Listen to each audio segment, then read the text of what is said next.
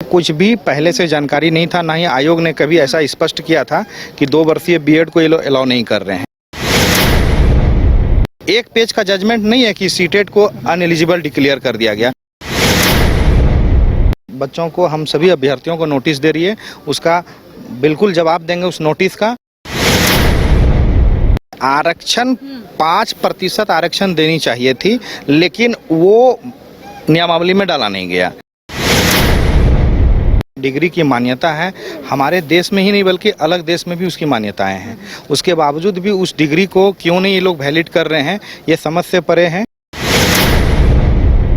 झारखंड में शिक्षकों की भारी कमी है और इस बीच सहायक आचार्य के पदों के लिए आप देख सकते हैं डीवी की प्रक्रिया जो है वो शुरू हो गई है। फिलहाल हम जेएसएससी कार्यालय के समक्ष मौजूद है, लेकिन कई ऐसे लोग हैं जिनकी शिकायतें हैं। उनका कहना है कि जब वो लोग अंदर गए थे तो उन्हें हवाला दिया गया, उन्हें ये कहा गया कि इन लोगों ने इग्नू से 2 साल का बीएड किया है जो वैलिड नहीं है। फिलहाल हम आपको ये तस्वीर दिखा रहे हैं। सभी लोग डीवी प्रक्रिया में शामिल होने के लिए यहाँ पर पहुंचे हैं और लगातार आपने देखा होगा कि शिक्षा मंत्री की ओर से लगातार ये बयान सामने आते हैं कि सरकार अब सभी दिशा में एक कदम आगे बढ़ा रही है। इसके साथ ही कई बार सवाल उठे हैं कि राज्य में शिक्षकों की भारी कमी है। फिलहाल कई लोग हमारे साथ मौजूद है, बातचीत करते हैं। परिमल जी भी हमारे साथ मौजूद है, इनसे बातचीत करते हैं। कई लोगों की शिकायतें हैं। उनका कहना है कि उन लोगों ने इग्नू से 2 साल का बीएड का कोर्स किया है, अब अंदर वैलिड नहीं माना जा रहा है, इनवैलिड कहा जा रहा है। क्या करना है, कई लोग बहुत परेशान हैं। देखिए, ये तो बहुत ही दुखद बात है कि इतने उच्च स्तर के अधिकारी रहते हैं और जब उनको ये पता होना चाहिए कि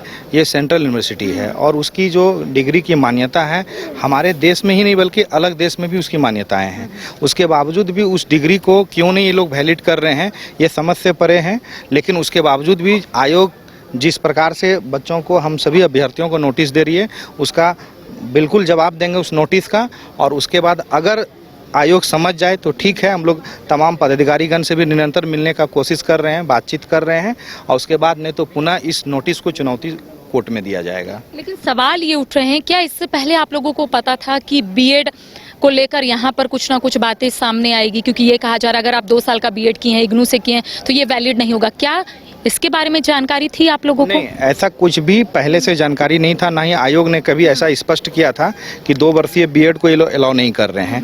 आयोग सिर्फ और सिर्फ एक परिमल कुमार के जजमेंट को आप दिखा के और कई एमएमएंड अमेंडमेंट को वो मानने के लिए तैयार नहीं है कि नहीं पहले के विज्ञापन में ये था, पूर्व के नियमावली में ये था, इन सारी चीज़ों को कह रही है। लेकिन परिमल कुमार का जजमेंट एक पेज का जजमेंट नहीं है कि सीटेट को अनएलिजिबल डिक्लेयर कर दिया गया। परिमल कुमार का जजमेंट 54 पेज का जजमेंट है।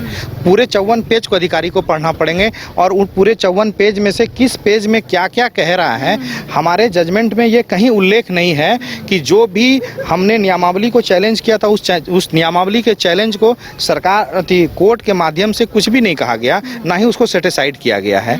दूसरी बात है कि जहाँ पे और सारे जो चर्चाएं की गई केस के बारे में, उसके बारे में भी कोर्ट ने ये स्पष्ट किया है उसी केस में कि नहीं, ये इस केस से रिलेटेड मसला नहीं है, या जो भी कोई दूसरा पॉइंट ऑफ इशू को रखा गया था वो इस केस से रिलेवेंट पॉइंट नहीं है, इसीलिए इस पर हम कोई भी टिप्पणी नहीं करेंगे।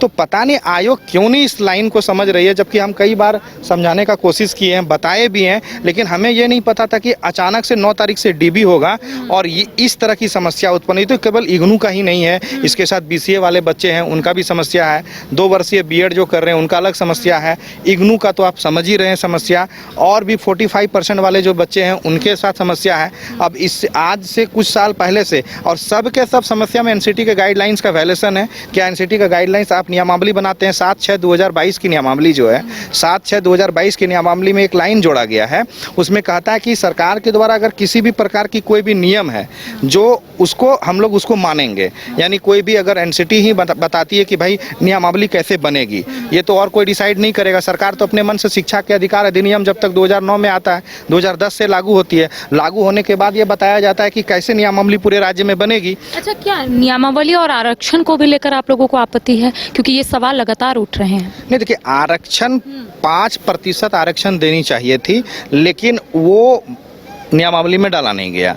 लेकिन इसके इतर थोड़ा सा और बैकग्राउंड है उसमें, जिस बैकग्राउंड के तहत ये बच्चों को अधिकार मिला कि आप सभी लोग फॉर्म भरने के लिए एलिजिबल हैं, और वो सभी लोग तब अपना फॉर्म भरे हैं। यानी जब नोटिफिकेशन में नहीं था ये नियम, उसके बावजूद भी जिस बच्चों ने फॉर्म भरा प्रथम बार में, वो बिल्कुल कानून के दायरे में वो फॉर्म भरा गया है, और वो सारी चीज़ें हम लोगों की संज्ञान में है। समय आने पे कोर्ट पे बताएंगे। लेकिन अब आगे क्या करना है, क्योंकि परेशानी तो बढ़ रही है, क्योंकि जो लोग अंदर से बाहर निकल रहे हैं उनका यही कहना है कि उन्हें हटा दिया गया, छाट दिया गया, ये बोलकर के आपने 2 साल का इग्नू से आपने बीएड किया है। देखिए, अभी तो सभी अभ्यर्थियों को, यानी सभी जितने भी छात्र हैं हम लोग, उन सभी को एकजुट रहने की ज़रूरत है, क्योंकि अब ये लड़ाई आप एक अलग स्तर पे होगी और एक अलग चीज़ों में इन्वॉल्व होना पड़ेगा। उन लोगों को ये सोचना पड़ेगा, यहाँ पे रात दिन बच्चे खड़े रहते हैं, चाहे 45% वाले जिनको नोटिस मिल रहा है वो भी यहाँ पे खड़े हैं, जिनको BCA वाले बच्चे वो भी खड़े हैं, इग्नू वाले बच्चे वो भी खड़े हैं, और भी तरह तरह के जो भी 2 वर्षीय बीएड हैं उन लोग भी खड़े हैं।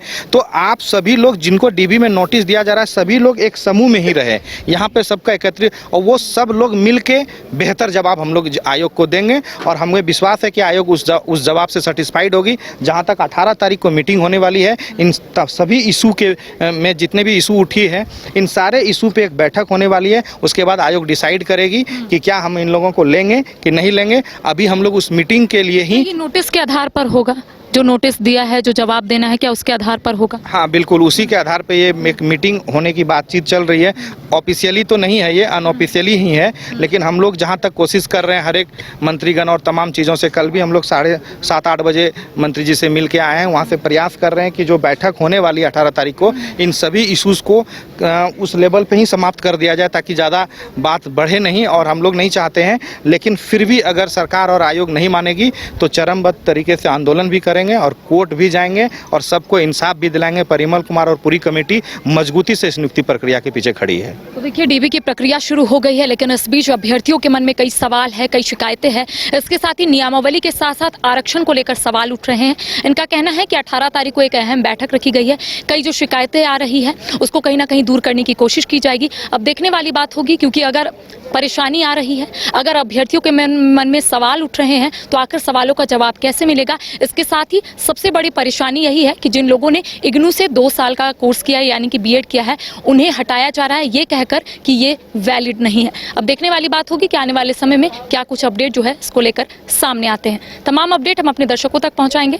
फिलहाल कैमरा सहयोगी गौरव के साथ करिश्मा सिन्हा, न्यूज़ 22 को रांची। अगर आप देश के किसी भी कोने में रहते हैं, अगर आप पटना आना चाहते हैं और घर जैसे रहने और खाने का आनंद लेना चाहते हैं, तो एक बार जरूर आए होटल डायमंटन। संपर्क करें 9572759746, 9031859981, 0612400153।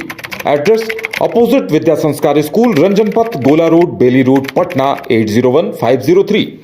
Rainbow river water park, unlimited fun. Rainbow की तरह यहाँ है रंग बिरंगे वाटर राइड्स जो करेंगे आपको रोमांचित। 30 feet thrilling family pool slide, cyclone tube slide, multilane slide, dark house slide करें एंजॉय। मल्टीप्लेयर स्टेशन में परिवार और दोस्तों के साथ करें मस्ती। ऑक्टोपस रेन डांस में एक्साइटमेंट का लीजिए सुपर डोज। बच्चों के लिए tots play area, Mickey Mouse jumping, wave pool. तो देर किस बात की, अनलिमिटेड फन के लिए है ना रेनबो रिवर वाटर पार्क।